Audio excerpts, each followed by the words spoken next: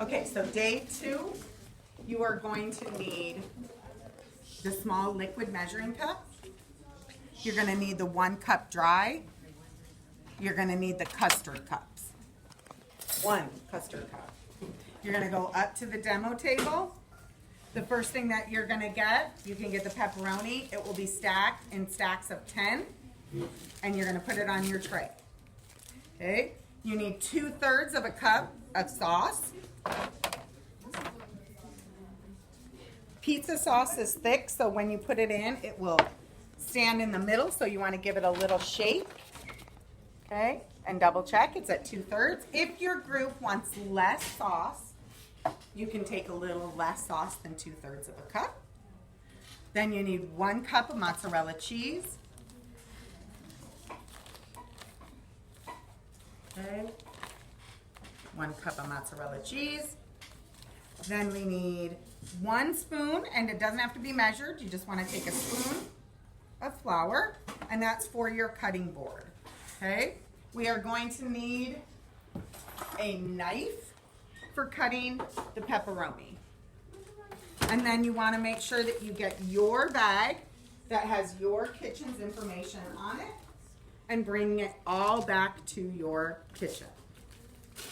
The first thing that you want to do is preheat your oven to 425. That should be done while the assistant cook is getting the ingredients. Then you want to spray your pizza pan with oil.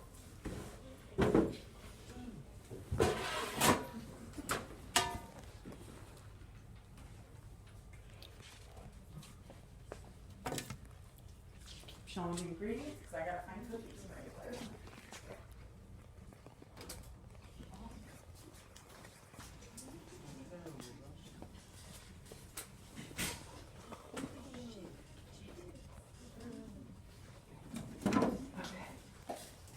All right, with the cooking spray, do not spray too much and make it greasy. So you want to hold it back, lightly spray. It should not be wet as far as dripping, and it should not be white. Okay? Then you're going to set this aside. And then you're going to press dough into oiled pan. You can do that, but what I recommend is that you roll it out on your cutting board. So you're going to take your cutting board. You're going to add some of the flour to the board. You're going to take your dough and you're going to get your rolling pin and you're going to roll it out. Okay? I kind of use my hands a little bit and the board. Okay, so you want to press this hard on the board. I'm going to flip it. Okay, now this takes some muscle. So if you're the cook, you got to have some muscle to it. Okay, now I get it pretty big before I move it onto the pan. And you can see mine is not a perfect circle. Okay, it's hard to get it in a perfect circle. So I've got it this big. I'm going to fold it in half. I'm going to lift it.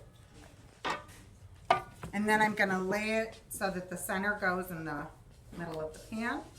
Flip it over.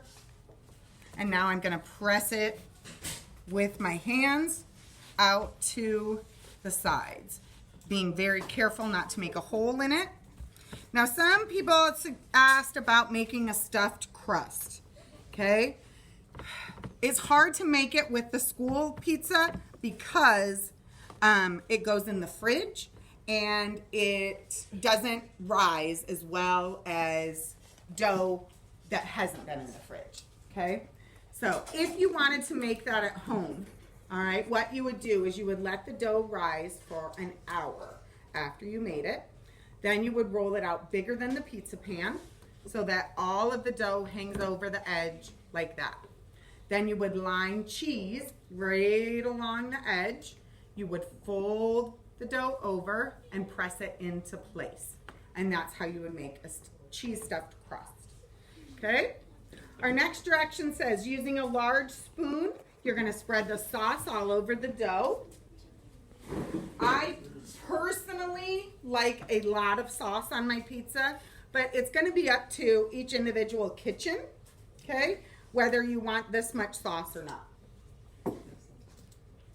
Okay, and then we're going to use the big spoon, spread it around, and this pizza sauce, you guys, has herbs in it, so that it's not just plain tomato sauce. You can, though, one of the ways to change, oh, my thing's preheated. One of the ways to change pizza is by doing different sauces on it. Some sauce you can do Alfredo, which is white sauce. Okay. Some people like a pesto, which is made out of basil. All right, I'm gonna top with cheese first. Okay, and I've got to be honest, guys, it's not a lot of cheese because we're struggling with money, and I am struggling with being able to cover the cost of our food at this point. So I can't get too much cheese. So I apologize for that. Okay. And then what I like to do is I want it to have pepperoni all over. So I like to take it, stack it in a stack, and then cut it. I like to just cut it in strips. And then put it on so that you have more pepperoni all over. And then you're going to put it in the oven and you are going to bake it.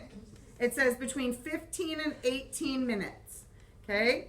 I can tell you when you guys in 5th period, 6th period, and 7th period, your ovens will be warm, so it may only take 15 minutes. And then you're going to slice it with the pizza slicer, and you're going to serve it up. And that's it. You can turn it off. I'm done, James.